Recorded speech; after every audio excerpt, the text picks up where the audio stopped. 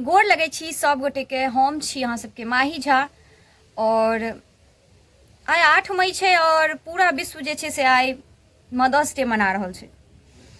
लेकिन हमरा अनुसार और शायद एहि बात से बहुत कियो सहमत हेबै जे माँ के बिना तऽ नहीं कोनो दिन होइ छै और माँ ले कोनो एकटा दिन तऽ स्पेशल भऽ नहीं सकै छै। माँ छै तऽ दिन छै और माँ छै तऽ दुखों में सुख छै। तऽ माँ के लेल एकटा छोट सन कविता लिखलहुँ हँ।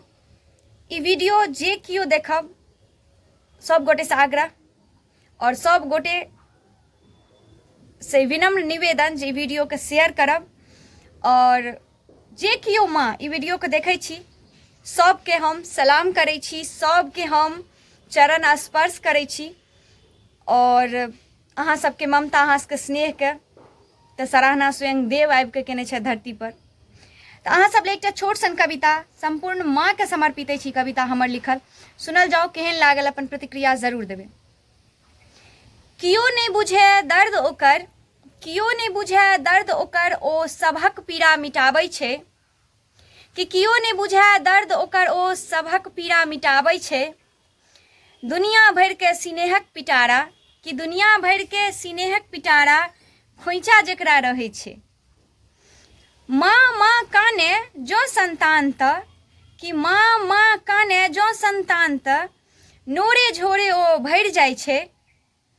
गलती करला पर आँखि देखा कऽ फेर छाती सँ अपन लगाबै छै। दुलारक परिभाषा के मतलब, कि दुलारक परिभाषा के मतलब ओ सृष्टि के बुझाबै छै। माँ तऽ ओ छै जे ईश्वर सँ मांगि अपन संतान के जग में आनै छै। कि माँ तऽ ओ छै जे ईश्वर से मांगि अपन संतान के जग में आनै छै।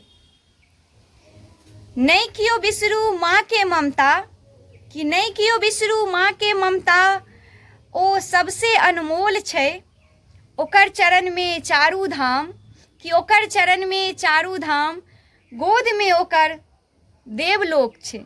कि गोद में ओकर देवलोक छै।